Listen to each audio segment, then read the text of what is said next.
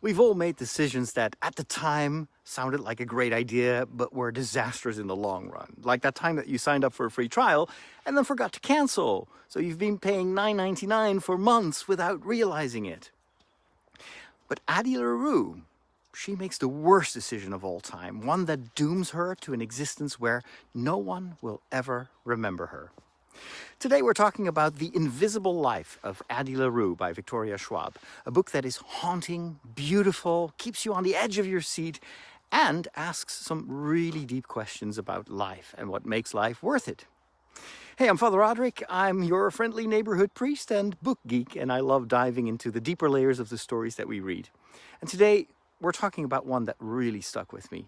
Now, this is a mostly spoiler-free review, but I will be talking about some light plot details. So if you want to go in completely blind, now is your chance to pause, read the book, and come back.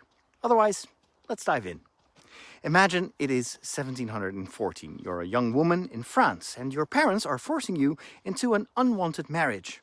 And you're staring down the barrel of a life that you don't want. So, in a moment of desperation, you do what any self-respecting fairy tale protagonist should never do. You pray to the gods after office hours, after dark. And wouldn't you know it, someone answers. Enter Luke, short for Lucifer, because Schwab does not believe in subtlety when naming her morally dubious supernatural beings. Luke is dark, mysterious, and exactly the kind of guy your grandmother would tell you to stay far away from. Addie, thinking that she's a genius, makes a wish. I want to be free. I don't want to belong to anyone. And Luke says, deal. Addie says, great. Wait, what's the catch? And Luke says, oh, nothing much. Just no one will ever remember you. Ever.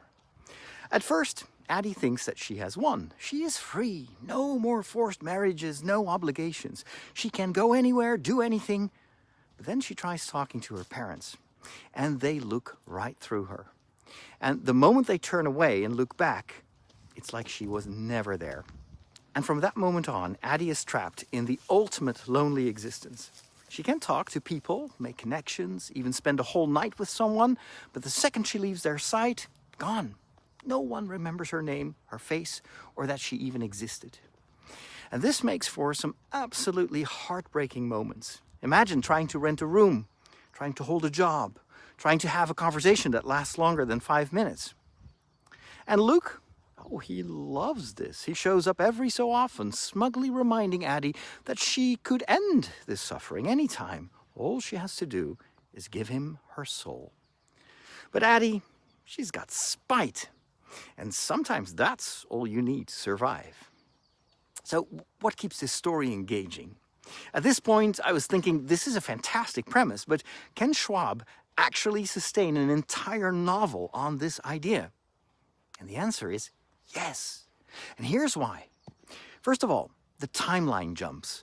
The book isn't linear. It constantly switches between Addie's past, where she's learning to survive in different historical periods, and the present, modern-day New York. And this keeps the story fresh and avoids repetition. Number two, the loopholes. Addie discovers that while people forget her, art remembers. A song, a painting, a sculpture, these things can capture pieces of her. And this gives her a tiny thread of hope and a way to leave a mark on the world. And then number three, Luke, the worst or the best ex ever, keeps showing up like a bad habit, and their interactions are so compelling. There is an unsettling, almost romantic tension between them, but make no mistake, Luke is manipulative and Addie knows it. And then we meet Henry. One day in a New York bookstore, Addie pulls off her usual trick, stealing a book. She's about to make her getaway when the shopkeeper chases after her. And then he says something that no one has ever said in 300 years. I remember you. And this is where the book really got me. Up until now, I was fascinated by Addie's story, but now I had to know what was going on. Why does Henry remember her? Is he a loophole? Is it something else entirely?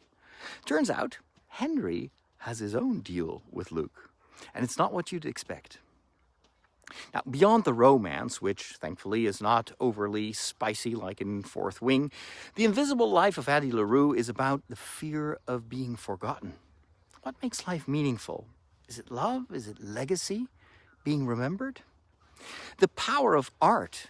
While people forget Addie, her influence seeps into history through paintings and stories, proving that ideas can outlast even the most cursed existence.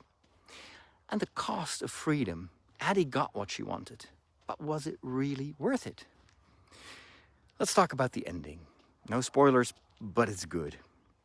I won't give the exact ending away, but let's just say Schwab does not take the easy way out. This isn't a happily ever after, but it's not a tragedy either. It is bittersweet, smart, and leaves you with that perfect when you close the book. Final thoughts, should you read this? Yes, but with a few disclaimers. If you need fast pacing, this might not be for you. It's more introspective than action-packed.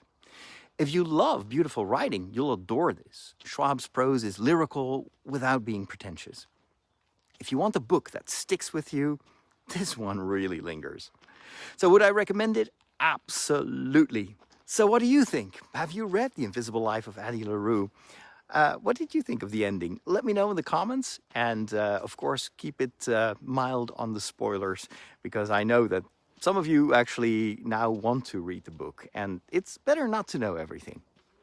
If you like this review, don't forget to like, subscribe, and hit that little bell icon, because just like Addie, I'd like to be remembered. See you next time.